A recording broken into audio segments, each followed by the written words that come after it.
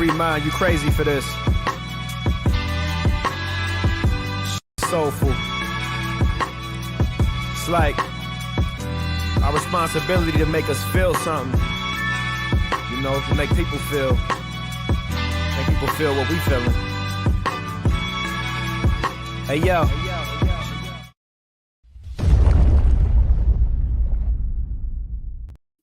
Reggie here, and I want to welcome you to another one of my live streams. This is the Ready, Set, Go preview show, a show that we have been doing for like 160 some odd weeks on Sunday to come together as a comic book community to get the week started off right. And as part of that, I will be giving you a preview of some of the content that is going to be coming out from the channel over the course of this week.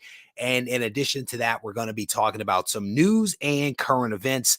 I will or will not confirm that some people may have had a preview of the Isolation comic that Doug and I are coming out with. I will not confirm any of those rumors that may or may not have been discussed in the chat earlier. But shout out to everybody that is part of the live stream right now. I definitely appreciate you guys showing up on this holiday to spend a little bit of time with me and also with one another. Lorna, I think she put up a comment basically wishing everyone a merry or a happy Easter. Same to Kingpin Comics. It is definitely good to see you guys. I definitely appreciate you guys swinging by to hang out for a little bit. There are a couple of announcements that I want to hip you guys to, and then we're going to get on with the show. The Swoldier supply boxes for the month of April have all been sent out. Everything has been bundled up and put in the mail.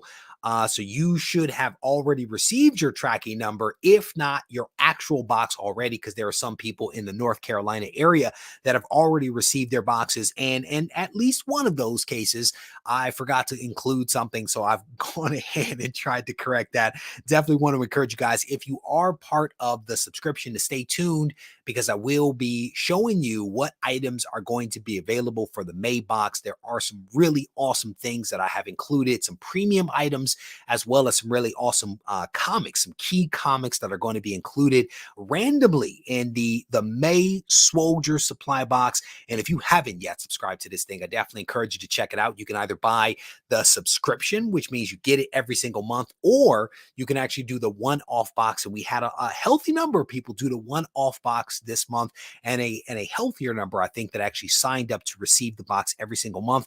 Whichever route you go, I appreciate you, and everybody has an equal chance of getting the awesome stuff. Shout out to Shortboxed for hooking me up with 3 golden tickets for their really awesome bag. They have a Jim Lee book bag that has a retail value of like $140. They put 3 of those on the table, so 3 people are going to get that in their April box. There's actual golden tickets in 3 of the boxes that were shipped out. So again, shout out to them, and shout out to all those people that have opted to sign up for the Swoldier supply box.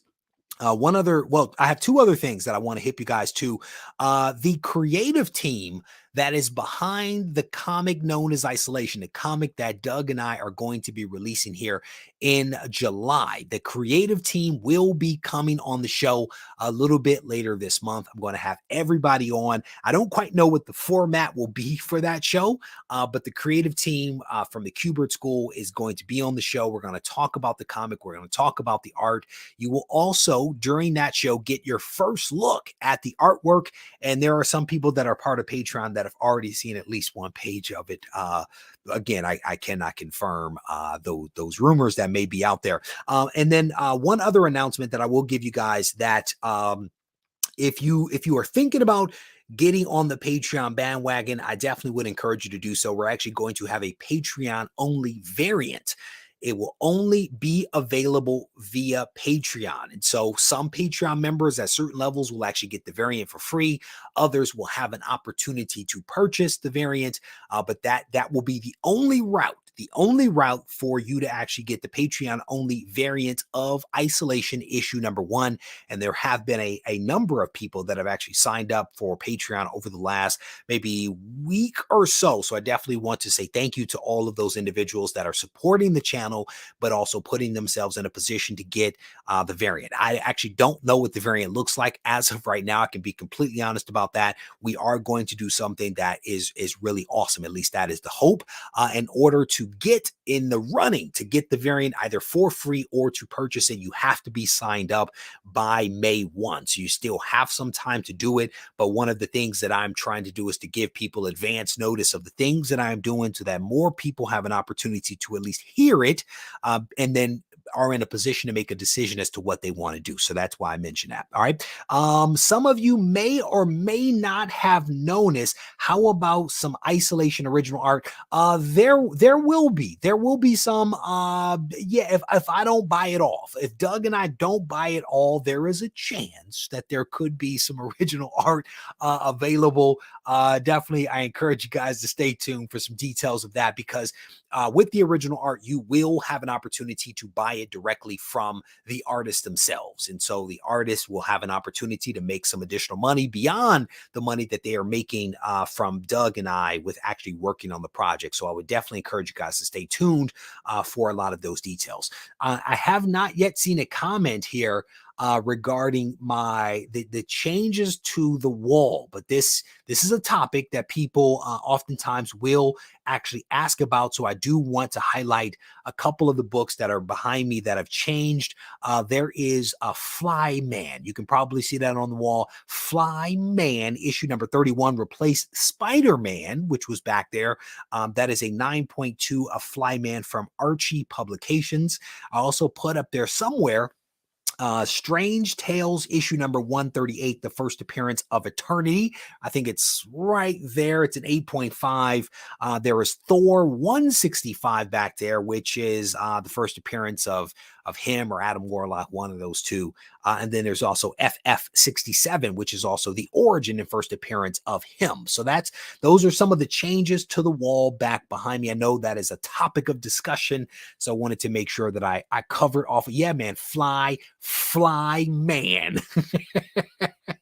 If you guys haven't checked that out, Fly Man is dope, man. When there was this whole announcement about Archie Comics actually coming back and Rob Liefeld actually doing some stuff for them, I actually started to read a lot of the original Archie comic superhero titles, and Fly Man was one of them. And so I went out and picked up Fly Man issue number 31 along with a bunch of other stuff, but that was one of the ones over here, one of the ones that I actually had slab. So well, I purchased it slab. Let me restate. So that Hero for Hire is still my fave. You can't go wrong. You can't go wrong with some Hero for Hire, man. I mean, that's a tough book. That's a tough book. In the words of Golden Age Guru, because of that black cover, that's a tough book, man. I'm definitely pleased to have snagged that one. But again, the wall back there, the theme is 9.8. That is essentially the theme of the wall. There's some DC, there's some Archie, there's some Marvel, there's some Silver Age, Bronze Age, modern comics. I mean, there is a spectrum. There is a spectrum of comics back there on that wall. Fly Man number 1, 3.15 mil. I wish. I wish. I wish. Yeah, the penguin's dope. The penguin's dope. I was on the low picking up a bunch of DC Silver Age comics specifically related to Batman. I was holding them off to the side, but decided to go ahead and throw at least that one up on the wall. But on the side, I was working on that. Reggie, you have 2 Green Lantern keys I've been after forever. Man, they're cool books, man. Both of those are really cool books. Both of them are really good reads. I thoroughly enjoyed them. Iconic covers that have homages like nobody's business. Both of those books have been homaged a great deal, and great pieces of history, man. They really are. So there you go. I grew up watching Reggie. All right, so let me give you guys a preview of some of the content that is going to be coming out from the channel. I recently released a video in which I said it was okay. It's okay to overpay for comics. If you know me, if you've been watching my content, you know I like to play the other side. So now I have a video coming out this week that I'd say you should stop overpaying for comics. That's, you gotta have fun with this stuff, right? So 1 week it was okay, it's over to overpay. This week, stop overpaying for comics. In that video, I'm going to provide you with some practical tips and pointers for how and why you should stop overpaying for comics and collectibles. In addition, I actually did a product review. I did a product review for someone. And I'll be completely honest, I was absolutely skeptical. I was skeptical of this product. But we're going to leave it at that. We're going to leave it at that. I would encourage you guys to check out the video. It is a product review in which I was skeptical as I approached the project. And actually, yeah, let me leave it at that. Another video that's going to be coming out this week. I basically let you know that it's okay to cheat people. I just put it out there, man. I put it out there. Somebody in one of the posts that I do on Instagram from time to time, where I solicit topics that people want me to cover, someone threw out a topic of ethics, and it was a wonderful topic. It actually caught me off guard. It prompted me to spend some time to think about what it is that we actually owe people when it comes to comics and collectibles. If you're buying, comics from somebody, do you owe them something? And in this video, we're actually going to talk about whether it is okay to actually cheat people. In addition to that, we're going to have the Comics Today show, which will go down on Wednesday at 7 p.m. Eastern Standard Time. In addition to all of those videos, there will also be a podcast that comes out on Monday at 10 a.m. My brother Rizal will be taking care of that for me. And on Wednesday, Dave Bratton has written a blog post that will be released on Wednesday at 10 a.m. All good content coming up from the channel. I would encourage you guys to check it out. All right. Let me scroll through the comments here, making sure that I haven't missed anything. Scrolling through, got my handy dandy notebook ready for the video. Chris Bigger, putting it up in all caps. I appreciate that. Love the non-9.8s. Man, you cannot just celebrate all the 9.8s all the time. You know what I'm saying? Regie, will there be some Batman videos coming? I don't know if my depth of knowledge or understanding of Batman is robust enough in order for me to put together a full video. I will tell you that I was on a mission. I was on the mission, Doug, to pull together a bunch of the Silver Age Batman villain appearances, but I got sidetracked. I got sidetracked by a couple of projects that suck up all the money and put me in a position not to be able to afford said villains. First appearances in the Silver Age. So no, there won't be any Batman, there won't be any Batman villain videos coming. I have an 8.0 of Heroes for Hire signed by Stan Lee. That's what's up, man. Well done on that. What's my grade? What's my grade back there? Where is it? 8.0. There you go. We're in the same game, but you do have a signature. You have a signature, so that definitely counts, no doubt about it. Congrats to that one.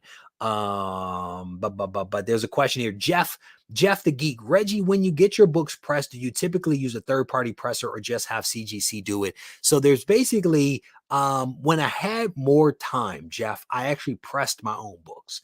And I have an entire video series here on the channel where I literally show all the tools and resources, the entire process that I go through to press books.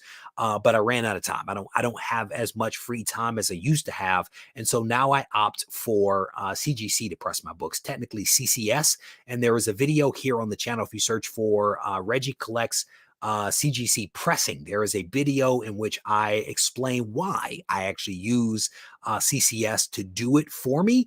There are a lot of really awesome pressers out there that can press your books for you. There are definitely some cautionary notes, right? There, in my experience, any good presser typically has a healthy number of books, and so their backlog is pretty robust. And so, you have to ask a couple of questions to make sure that you're going down the right path. If you're using a third-party presser, one of the big questions is, do you have insurance? Do you have insurance, third-party presser, in case my book gets damaged or something else while it's in your possession? Do you have it? And I will tell you, there are a lot of people out there pressing books that do not have insurance. And so that is the first question. And unfortunately, I may have just given away the first tip in a video that I could put together about third-party pressers. But anyway, Jeff, you asked the question, and there you go. All right, scrolling down. How low can you go? Throw up some one. I think I only have like one 1.0, two 1.0s. One of them is a Golden Age book, and the other is Amazing Fantasy 15. So that's not quite fair. You can't really put up Amazing Fantasy 15, you know? So I went with non-major key, non-expensive, good books, non-9.8. That's basically the theme of what's going on back there. All right, scrolling through some of the comments here. Doug, I had a feeling you were going to say that. What is that, Vox? Regie collects thoroughly robust content. There you go. That's what's up. All right, Spider. Don't, Chris.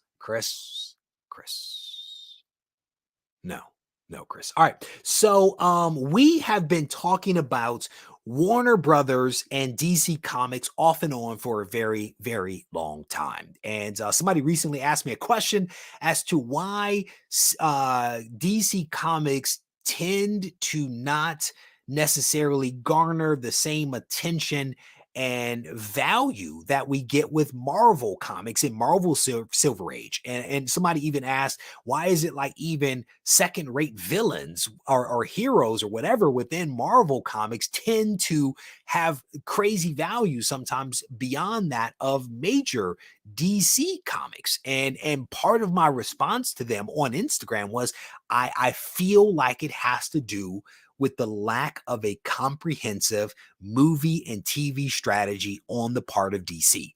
DC has great characters. DC has an occasional good movie. DC has some good TV shows.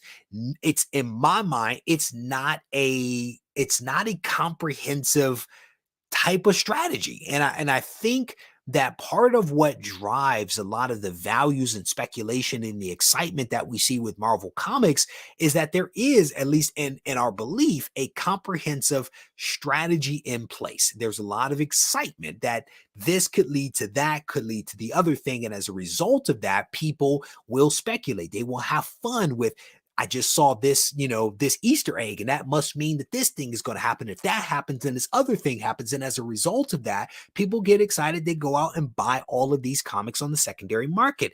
The problem with DC is they don't necessarily have that level of excitement because of that comprehensive strategy. Some of that may actually be changing. And I think it was Dave Bratton who actually sent me this article that basically says Warner Brothers is considering overhauling its DC Films division. And it says Warner Brothers Discovery CEO David Salav is reportedly looking to overhaul DC's movie, TV shows, and overall creative team. This is an article that actually came out 3 days ago. And essentially what this article says is they want to be more like Marvel. And that's not necessarily a bad thing. And a lot of people will poo-poo that, and they will say that DC needs to do its own thing, but they can still do their own thing while leveraging some of the good things that Marvel is actually doing. There is a formula that you can borrow and then morph and make it your own and still represent your characters and your creative team the right way. The newly established Warner Brothers Discovery is reportedly looking to shake up DC entertainment in a big way. The move from CEO David Salav is said to be an effort to create a cohesion between Warner Brothers, DC movies, streaming shows, and the creative division as a whole, according to Variety. It is also noted that David is seeking someone to serve the role Marvel Studios president CCO Kevin Feige does for the wildly successful Marvel Cinematic Universe. There is no way that you can be in the exact same space and not take note of the success that Marvel is having. It is impossible to not be envious of that success. We're talking excess of 22 some odd $billion. That's a lot of money. That's a lot of money. And there is a method to the madness. There is something to be leveraged here. And it appears that maybe DC is trying to get a little bit of that energy. It says sources specifically point to projects such as Aquaman, which was a good movie. The Batman, never saw it, heard good things about it, and Peacemaker as examples of Warner Brothers' success with DC properties, but it's a lack of a singular vision that has the merge Warner Brothers Discovery interested in making such a drastic change. They have to figure this out. You have such great characters. You have to find a way to tell a cohesive story and to make it make sense across the movies and the TV shows. You have to figure it out because someone clearly has. They have some magic. You can find that magic as well. And so the article kind of talks about this news will no doubt please a certain segment, right? Those that are out there that are hoping for a restoration of the Snyderverse, which is a great plan. The Snyderverse movies, in my opinion, are pretty solid, right? There is something to be said there. And the fact that you're moving away from what people say that they want and people actually are supporting to something else other than that is a sign that maybe you're not on the right track. And maybe things will actually get back on track. And the article goes on to talk about some other things here about this connective tissue that they hope to be able to create between the movies and the TV shows. It makes perfect sense. And they also cite a little bit more about what it is that Marvel has actually done and what has actually worked incredibly well. So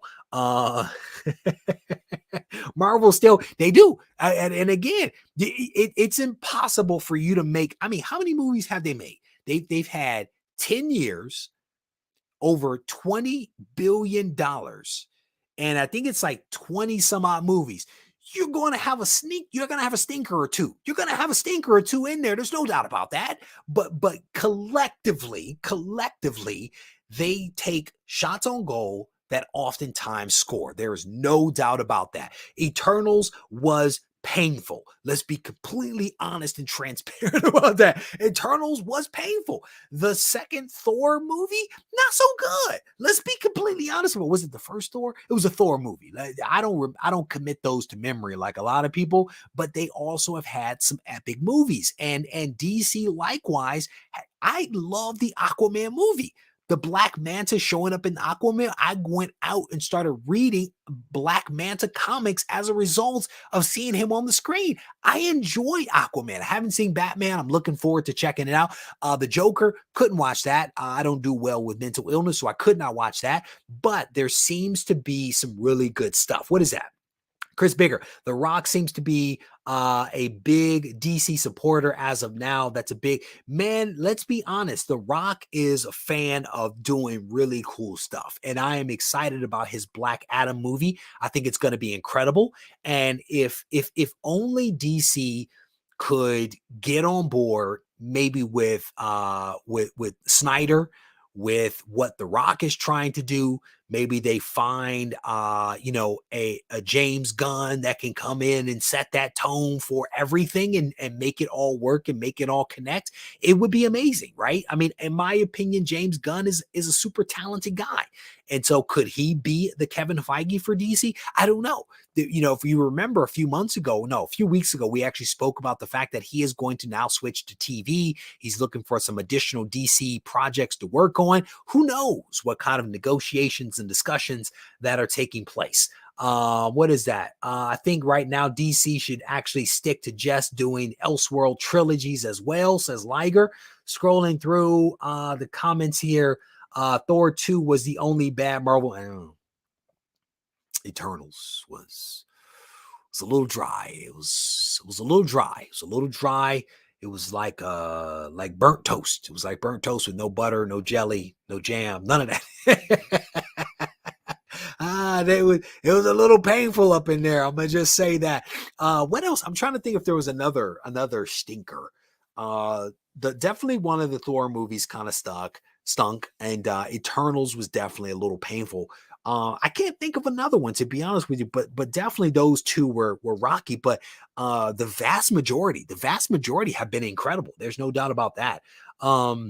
Steve says Eternals would have been better if they slowly introduced the characters in another movie. My wife had no idea who anyone was. Brother, neither did I. I thought at one point Icarus was somebody else. I thought he was a completely other person. If you go back and watch that live stream, it was ungood. The live stream in which I confused him with the guy that was playing Bucky Barnes. I remember that one. That was oof.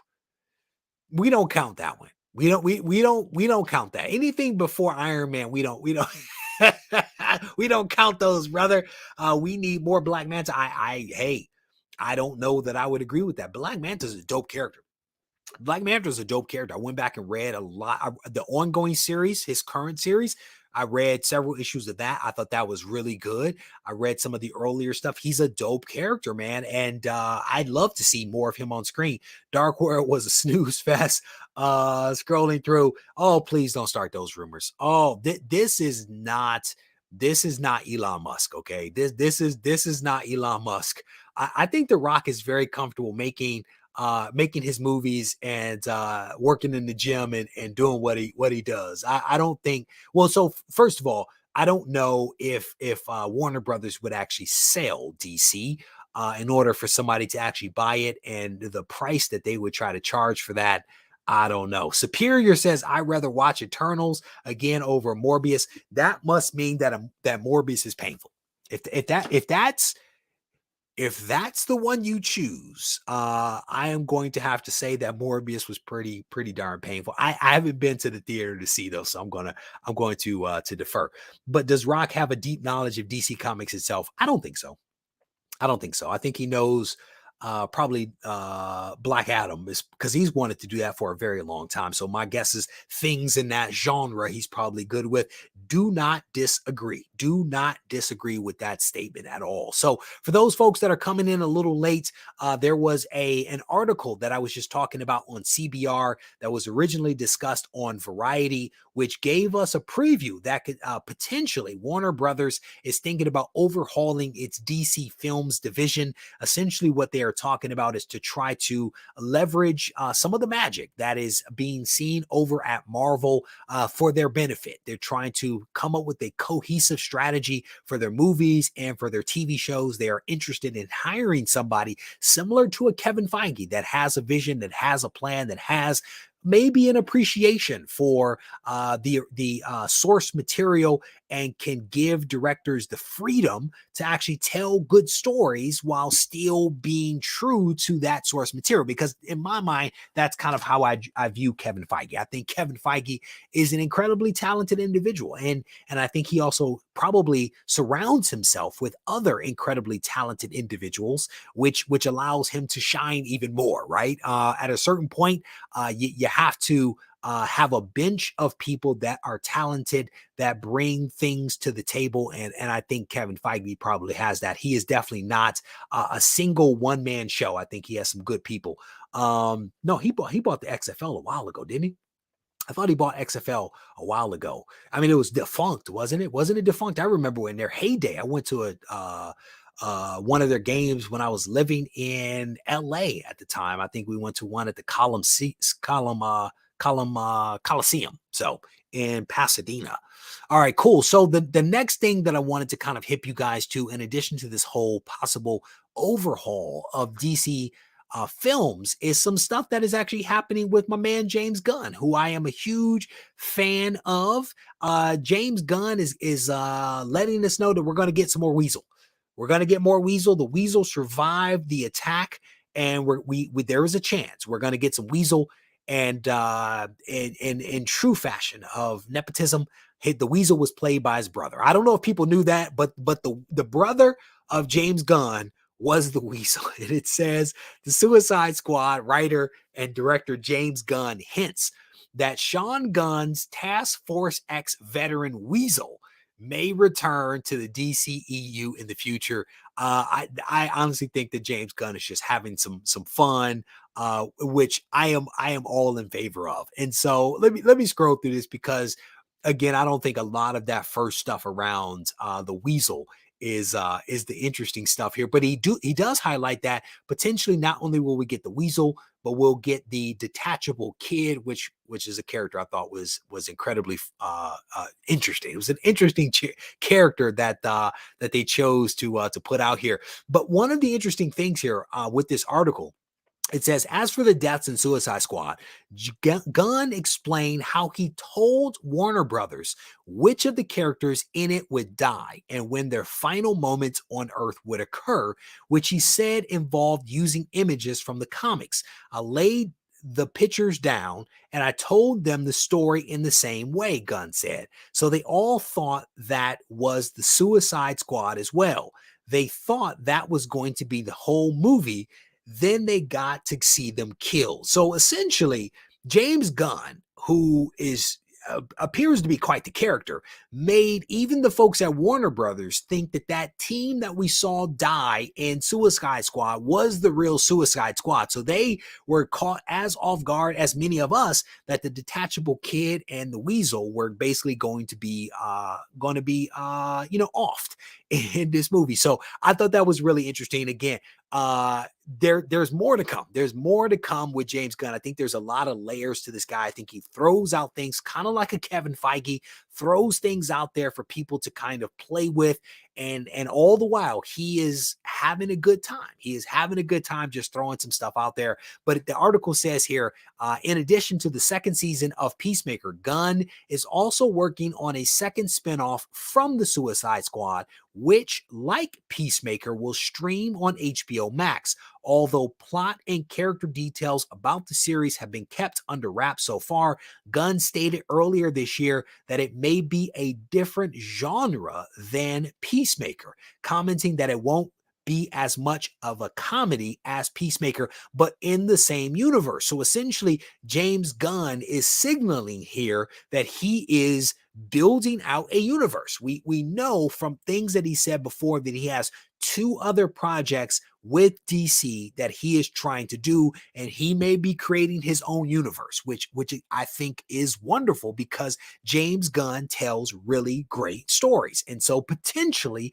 we're going to get some good stuff from DC on HBO Max in the not too distant future. Maybe some Weasel, maybe the detachable kid, maybe Ratcatcher, maybe some other obscure characters that James Gunn is going to have a good time with. So let me scroll through the comments here and see. There was a comment here. Sarge, how you doing, brother? It is good to see you. I'm reading the comments. Some of them I will not read out loud. What about Blade, brother? What about Blade? Like, seriously, are we ever going to get any news about that? That one's like radio silent. That one is like radio silent. Morbius is already affordable again. That's why I kept mine rather than selling it when it should have been hot. I think you're referring to his first appearance, that of Morbius. Scrolling through some of the comments here. Let me see. Scrolling. Climbing Comics. How you doing, brother? It's good to see you. Mark is up in here. Tyler's in here. I need some obscure DC specs. Doug is in here. Doug comes up with some obscure stuff for our Blue Ocean series. Maybe there's some DC stuff coming up, so stay tuned for that. I'm scrolling through the comments here. I am way behind on the comments. Bulldog, how you doing, brother? It is good to see you. What's the first appearance of the Weasel? Steve, no.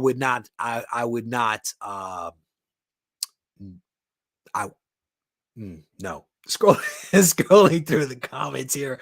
Let me see. Pink Dot Man's death made me laugh. I shouldn't have laughed, but I'm a superhero. There you go. King Shark movie. King Shark. Hey, I mean, if James Gunn could make Groot and Rocket Raccoon interesting, and I mean, he could do anything. He could do some Booster Gold. You can't go wrong with that. I guess I'm odd, not a fan of Gunn's work. Nearly stopped watching Suicide Squad. I'll be honest with you, brother. I stopped watching Suicide Squad as well. The first maybe 5-10 minutes, I was like, what is this trash? But I stuck with it and it got better. Peacemaker, same thing. What is this trash? The first 2 episodes. After that, it got better. He has a specific style And the guy, man, I think he's talented. I think he's talented. I really do. There you go. Somebody throwing out the first James Gunn, not the first Weasel appearance. Firestorm 46 says Chuck. Let me see. James Gunn needs to do the Wonder Twins well. I think there's been a lot of spec about that as of late. So yeah, James Gunn is filming the next Conan. Oh, you guys are throwing out some wonderful predictions. We shall see what the future holds. So for those folks that came in late, we spent some time talking about Warner Brothers overhauling its movie, TV strategy, looking for something cohesive.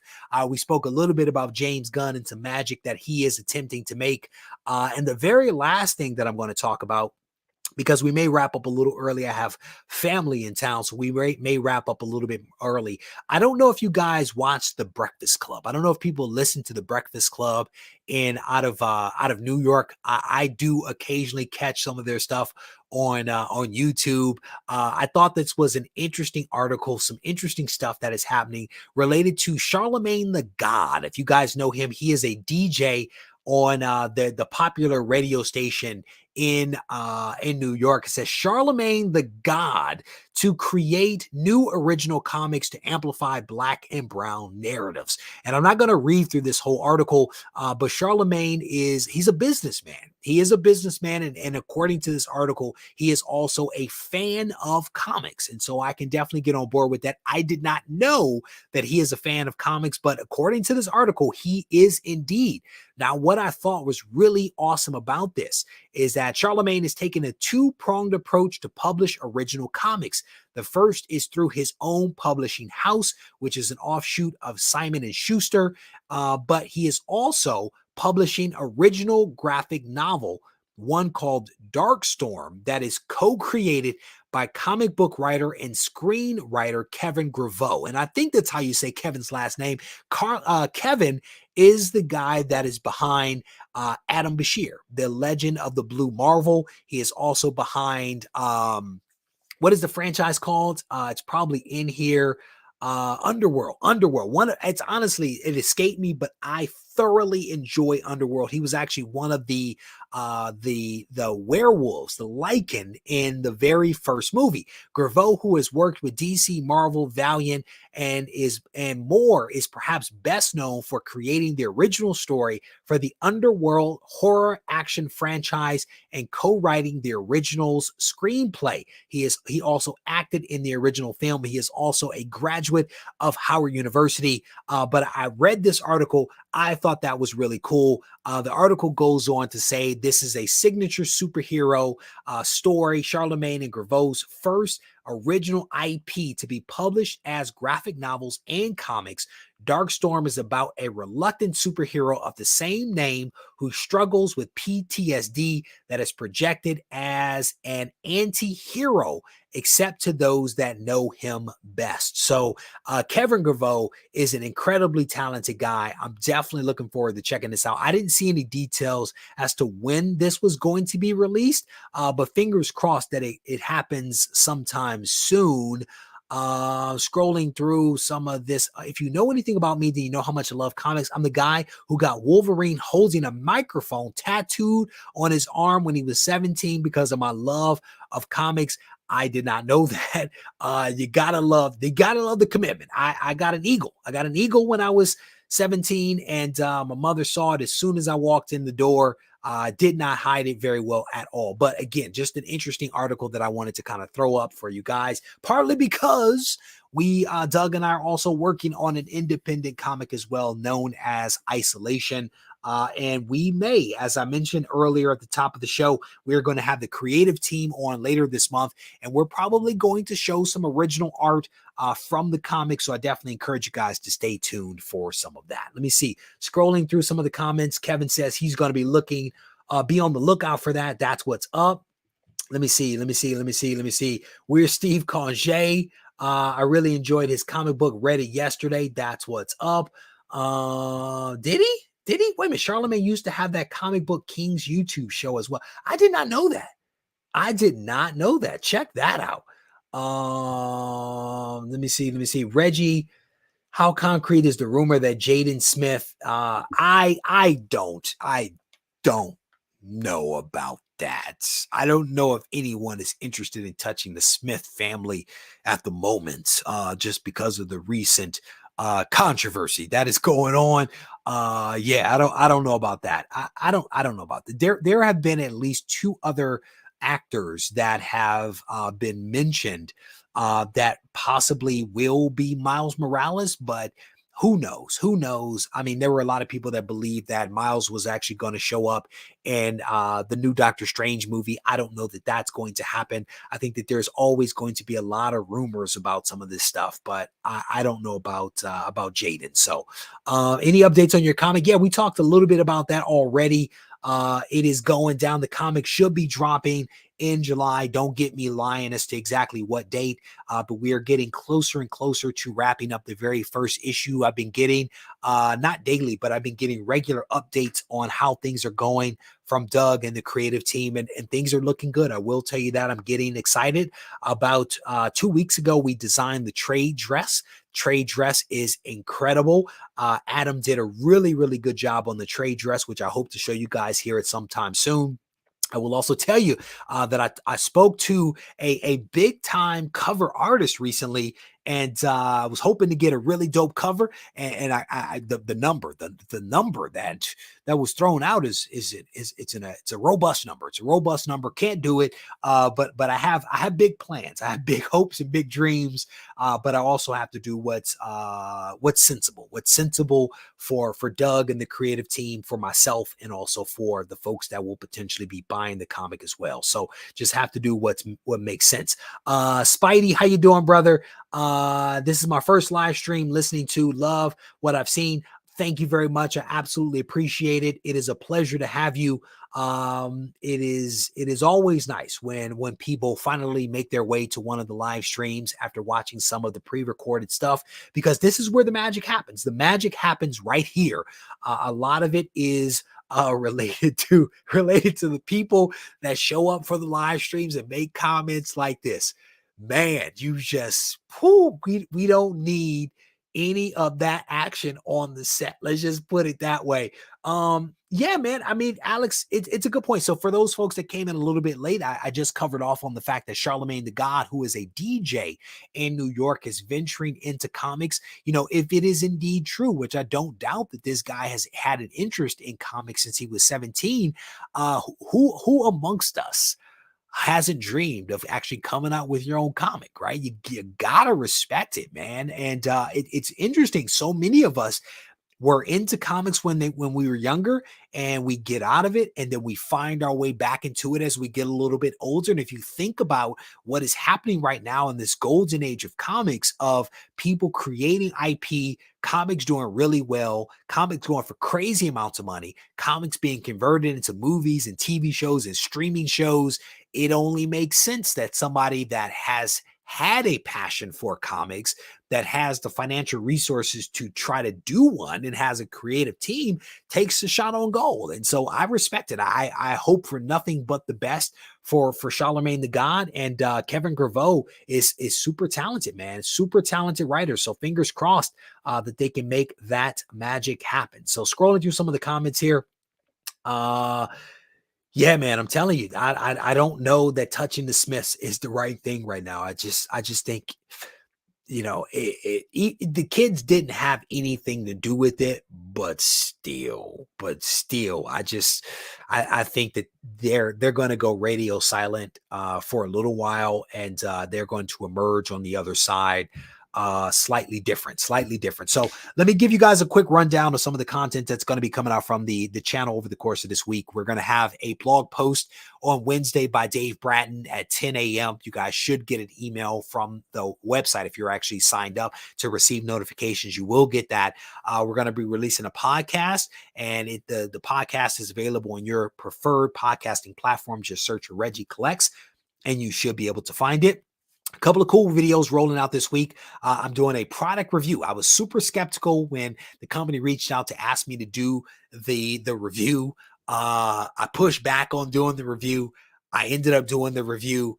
The video is out there. It will be coming out this week. In addition to that, I'm going to be dropping a video in which I talk about why you should stop overpaying for comics. And this is a follow-up to a video that I did last week in which I said it was okay to overpay for comics. So it's a two-part. It's both sides of the coin, or the cool side of the pillow. In addition to that, I am actually coming out with another video in which I talk about whether it is okay to cheat people, because someone asked me a question about ethics, the ethics in buying comics from people that may or may not know what they have. Do you owe them something? We're going to talk about that in a video. And then in addition to that, we're going to do the Comics Today show on Wednesday at 7 p.m. Eastern Standard Time. So a lot of great content coming out from the channel over the course of this week. I hope you guys will tune in for it. And again, for those folks that celebrate, happy Easter to each and every one of you. And as always, if you guys need to get in touch with me, feel free to do so on Instagram at Regie Collects. Take care.